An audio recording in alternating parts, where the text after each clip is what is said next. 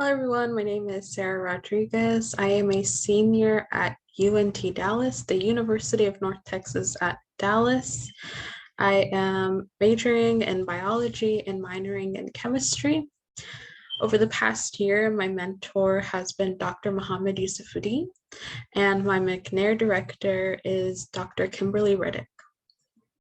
Today, I will be presenting the synthesis, crystal structure, and DFT calculations of an asymmetric bis-silyl niobosine hydride.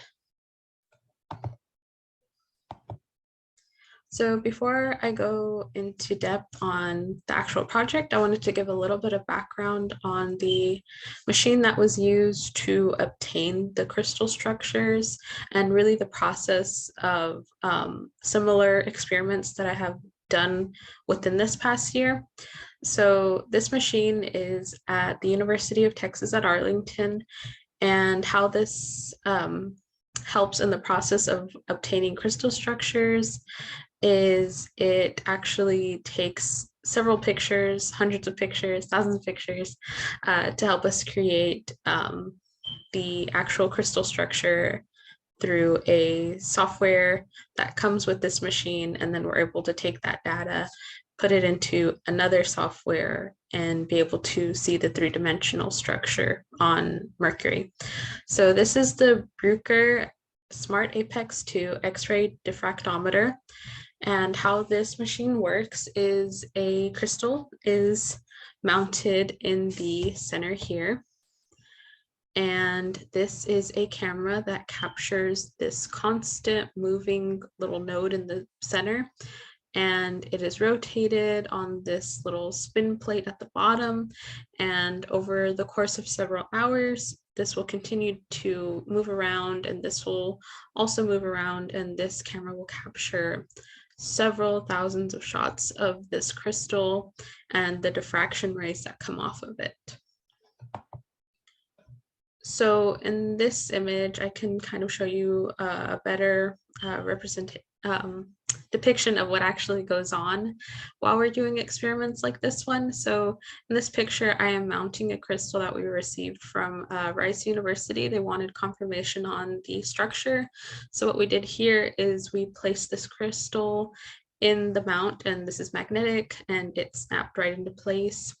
And over the course of 3 hours, this camera took shots of this crystal from several different angles and caught the diffraction on here. So this X-ray is shooting light, X-ray beams at this crystal, and its diffraction of light off this crystal comes onto this camera, and we're able to record the data on here.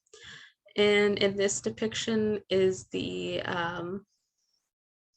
computer that we used to actually receive the data from this machine.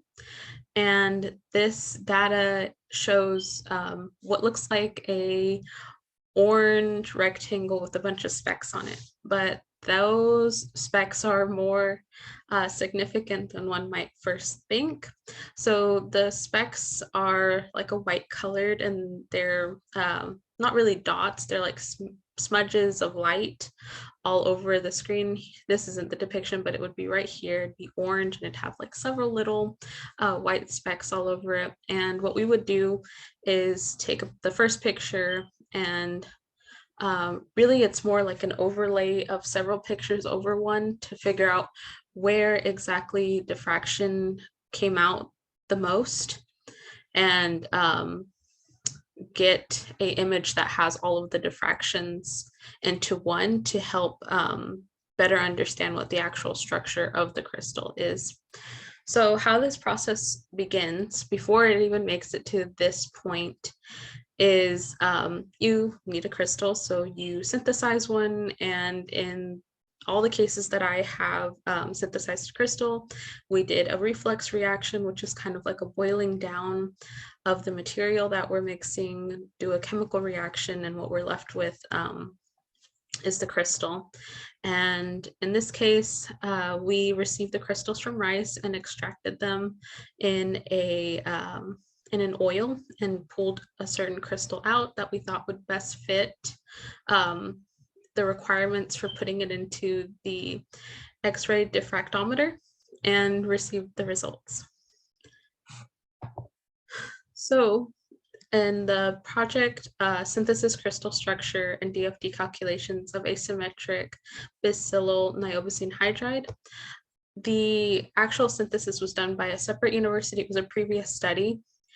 And what we were really looking at was this hydrogen here. My mentor had predicted that there would be one here that wasn't previously recorded. And he said, okay, we're going to make some interpretations, we're going to make a hypothesis, and then test to see if that's actually true. So silicon right here and the hydrogen are bonded, or there's actually like a bond link, not actually bonded. And what we wanted to see was, is the more electronegative atom going to have a greater pull on this hydrogen? And this silicon 1, was attached to an iodine, and this second silicon atom was attached to a fluorine atom.